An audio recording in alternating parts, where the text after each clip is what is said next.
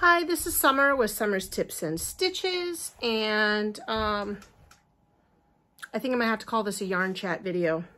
I can maybe put some highlights in the description to tell you what we're talking about today. Yeah.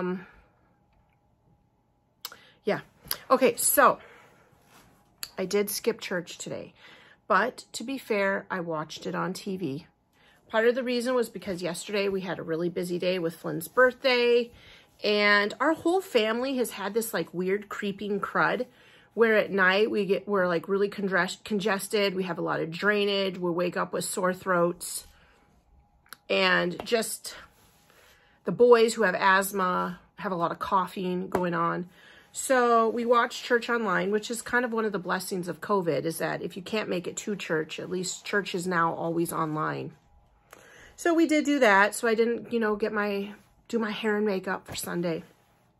I'm wearing a campground shirt from the place we go camping in Door County. And I got my hair pulled back in like these little piggy tails because I'm growing my hair out, you guys. Usually what happens is once my hair gets to a certain length, it starts to like bulge on the back of my neckline. And I see it in videos all the time and I hate it. Like where my hair kind of comes down like this. So I thought today I would try these little piggy tails for the weekend. I don't know. I don't love it, but it's out of my face and it's not bulging on my neckline. Okay, so I have one finished object to show you. And I started another one and then a little bit of yarn mail, which is very exciting. Taking off my slipper because it is starting to pinch my foot. Okay, so I have a new baby nephew coming to the family, and he is going to be born in November. It's very exciting because Flynn's birthday, as many of you will know from, well, today it was yesterday, but this video will be released 3 or 4 days later, so by the time you see it, would have been a few days ago, and maybe the new baby was born. But anyway, Flynn's birthday's on Saturday, and then my sister had a kid a couple years later that's birthday is what is actually today, but for you, still a few days ago. And then my brother and his wife are having a baby, and the baby is going to be induced on the 1st. And so I made the baby a little tiny candy corn hat. Now on Flynn's birthday video, as you saw, I only had the first row cast on. So I knitted this yesterday and I super love it. I'm debating on whether or not, okay, so I know I don't have a plain white pom-pom. All I have up there is a gray and a blue one that I bought, and they're huge. Typically, I order them from Amazon, and the ones I had that are small last year that I didn't use, I don't have a plain white one or one that kind of looks like candy corn. So I didn't know if I should go to Joann's today and get a huge white pom-pom or just give them the tiny little candy corn hat. The pattern that I used for this tiny candy corn hat is the same one that I used when I did the Sesame Street hat. I think it's called One Skein Wonder. And when you buy them, or I bought mine at Joann's, it had like a little stuffy head on top for Grover and Elmo, or Cookie Monster and Elmo, I think. But they have other ones too. I know there's Big Bird out there. And the pattern was on the inside of the ball band, which at one point I thought I lost. But then when you look it up online, you can just type into Google Sesame Street One Hat Wonder, and the pattern comes up in a Google search. So I was using that, and then when I got upstairs and I was looking in my crochet cart, I found the little ball band. So this actually does not take very long. I mean, I just knitted a little bit yesterday. What was I watching when I was knitting it? And we even had Flynn's birthday party yesterday. I knitted it a little bit in the morning. Then we did Flynn's birthday party, which was glow-in-the-dark mini golf, which was amazing and fun. Then we went to Dairy Queen and they had some ice cream, and then their parents picked them up. And, oh, I was watching the British Bake Show, the new season. And so it really didn't take very long. I really like this pattern. It is knit flat. So you do, the thing I like about it, except for I mean, you can sort of see the seam there. So because it's knit flat, you have to sew it together. And because I was changing colors, when I changed from yellow to orange, I had to leave a fairly long tail. And then when I changed from orange to white, another fairly long tail. So that way, when I got to the top with the decrease, I could sew it right there, tie it off, sew with the orange, sew it together, tie it off, sew it with the yellow. The reason I like this is because you do have to do a row of knit, which is when you do your decreases. And then on the way back, because you're flipping it over, you're knitting a flat piece, you just do purls. And it was easier for me to remember that on the knit row, I decreased, and on the purl row, I just knit regular. Whereas when you're knitting in the circular, in the round, let me try to get this for you guys to show you. This is the next hat that I've started. Oh, I lost a stitch. Let me try to get that up there, you guys. You know me in knitting. If I lose a stitch, I have to pull the whole thing out and start over. I know there's some kind of fancy way. I know there's a lot of videos. People share them with me all the time, and I don't understand. Okay, so here it is. When you're knitting in the round, you never have to purl. You just knit, knit, knit, knit, knit, knit, knit all the way around. You just keep turning and turning and going. It's like a spiral. However, when you get to the decrease, you have to decrease a row and then knit a row and then decrease a row and then knit a row, which was like the other one where you decreased and purled. And so I have a hard time seeing and remembering whether the row before was, or the round before was decreasing or knitting. And then I have to count my stitches and I have to look down below and say, oh, okay, are there 2 stitches on that loop or 1? And it's just real simple when you're knitting flat. You just know that when you're purling, you're not decreasing, you just purl away. Okay, so the second hat that I'm making is with this Caron Simply Soft yarn. And I actually left the ball band upstairs. Kind of, to me, it looks kind of like a hunter girl or a camouflage girl for a girl hunter. Or, you know, just a little bit of pink in with those colors. Looks cute. So I'm just knitting. When I use Ross's hat, but when I do Ross's hat for little kids, I only do 1 inch for the band. And then instead of doing 6 inches from here to the top, I do like 4.5 to 5. I've noticed that when I knit with a thinner worsted weight, like with Caron Simply Soft, the hats fit much better for the little kids than if I use like a bulkier yarn, a bigger yarn, you know, a more fuller worsted. Like maybe I love this yarn. That's a more fuller worsted than Caron, or maybe even, what's the other one? Why can't I think of it right now? Red Heart. Okay, so when I'm done with this video, I'm going to keep working on this hat. I hopefully want to finish that hat today. That'd be nice. I need to also pull out all the hats that I have and see where I'm at for numbers wise. I might actually already have 20. I do have a few that I made with other yarns that I look at and I feel like they're questionable in the sizing on whether or not they fit the kid. But some kids have big heads and some kids have a lot of hair. So I like to have a variety for them to choose from. Okay, so that was my finished object, is the candy corn hat. My whip is another Ross hat with the sizing decreased. I still cast on the same amount, regardless of whether I'm making a child's hat or an adult hat when it comes to Ross. If I'm making it for my husband, I do 6 to 6.5 inches before I do the decrease. If I'm making it for myself, I do 5 to 5.5 inches of the decrease. And then when I'm making it for a little nugget, I do like 4.5 to 5 inches before the decrease. Okay. The next thing that I thought I'd let you guys know is I went to my P.O. box and I got a little yarn email. I got this beautiful postcard. You can't see because of the glare, from Orlando. It's the actual camera glaring into the camera. Sorry. And it says, "Dear Summer, I love watching your videos. I've learned to crochet with Bella Coco. And I love seeing your Crochet Society boxes." I love getting the Crochet Society boxes. I live on our sailboat at a marina just north of Cape something. I can't necessarily read because I don't have my reading glasses on again, and it's in cursive. But she lives in a marina, which sounds kind of fun. My husband and I occasionally talk about the idea of once everybody grows up and moves away, of like getting a little house, you know, one of those tiny homes, but like building it on a trailer and like getting a truck and just driving around and visiting them and visiting others.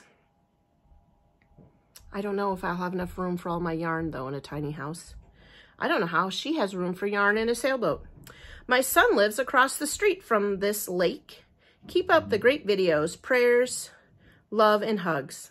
Barbara. I love it. I love it. I used to live in Florida a very long time ago, and I've been through Orlando and then once, of course, for Disney. It was a great experience, and I've been trying to nag my husband about getting down to Orlando for the kids. Even if we don't go to Disney World, if we went to some kind of Universal Studios or the beach, it'd be nice. Then I got this lovely box. Wait till you guys see it. It's huge. I'm going to try to hold it. But this is from Gloria. She wrote me a little note here. Thank you for accepting this yarn, and I hope it helps with your crochet club. Because you guys, starting this week on November 1st, I will be hosting a crochet club at school. I did this last year. Last year, I let 3rd, 4th, and 5th graders come, and then I had 2 different yarn friends last year. I can't remember their names. One of them, their screen name was Touchdown. Like, that's what her username is. And then the other gal, I can't remember now. She sent me a bunch of Lion Brand Hometown. I'm sorry, I can't remember your name. But anyway, they donated a bunch of yarn for me to do the crochet club. I like to have yarn for them to work with firstly, but also on the last day of the crochet club, and we meet every Tuesday of the month of November, I like to have games like who can chain the most in a minute, or who's the first one to chain to 50, you know, because chaining to me is hard. And the hardest project of most, I think, still in my age of years of knitting or crocheting and knitting, is that first row, because you're just holding that little fiddly chain and you're trying to go into the stitches. Obviously now they have the foundation chains, which to be honest, I still haven't really mastered. And then after I first, learned the regular row, then I learned about flipping the chain and going into the back bump, which I really like. I like that look. So anyway, I like to do those kind of games to kind of get the kids practicing for that. And then I like to give them, I call fancy yarns, like the cakes, the fun colors, the glitteries. And I put them in those like cute bags. I have a couple of these bags left over from, I'm going to forget her name now. And the last time I did a video, I forgot her name as well. And I tried to remember before here. Anyway, these cute like little bags. I have a bunch of these left over because, nuts, done it again. Anyway, one of my yarn friends sometimes will mail me things, her stuffing specifically, and she mails them in those cute little bags. And so I think they look pretty when I use up the stuffing in them. I save them for this.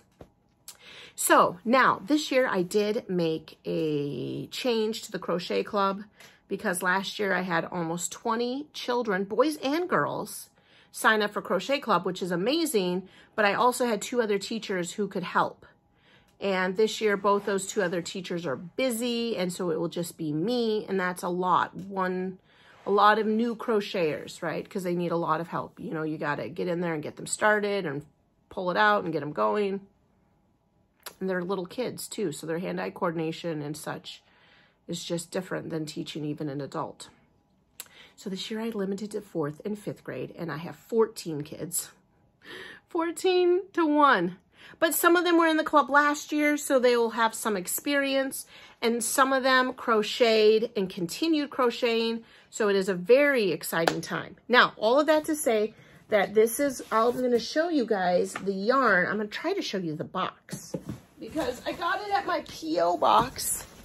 Whew. And I had to carry it out to, do you see it? It's in one of these big Walmart boxes. Okay. Whew. That wasn't even very good to show you, but I'm going to pull out the yarns and show you what we have here. I'm thrilled because all of the kids, except for one, have already been in Crochet Club. So most everyone is going to come into experience.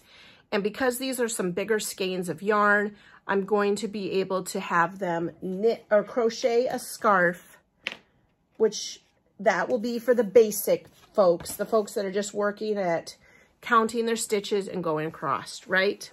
And then for those that I feel like are comfortable and really good, I'm going to have them make one of those crochet a rectangle, and then we're going to sew it up the side and cinch the top, and they can have hat. Okay, so I've got she sent us some tweed yarn, Red Heart tweed. No, they call it Aran Fleck. It does look like the tweed yarn. And then 2 or 3 of these Red Heart Sutherland stripes. And then this is one of my favorite yarns ever. I believe I have 3 of these as well. These are the deep teal. And I made that, I want to say it was this one that or maybe I made it in purple. I love this. What do they call it? There's some ombre yarn. So I got 3 of the ombre, 3 of the stripes. I'm going to leave the extra ones in there. Some heat wave, generating yarn. I've never seen this in my life. And this is Red Heart. Got one of those. Here's the extra of that. Ooh, a jumbo Karen. Look at that. That's nice. This is also really nice for when I have, you know, some boys in the group that might not want all the pink and purple yarn that I have. Please don't fall. Because I do have a couple boys. Some scarfy yarn. And I actually have one scarfy yarn that I was going to send over. Another one of these heat generating yarns.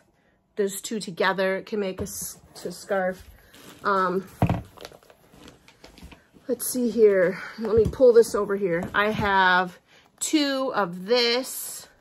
This is the Super Saver stripes. I have 2 of these ones. This is the Bloom yarn, Premier Bloom. And this one here, obviously, she's coming out of her packaging. But I've got like this bluish color, a yellow one. I can't read it, daffodil. I keep trying though. And look at this one. This one's one of my favorite, of course, you guys. But there's pink in it.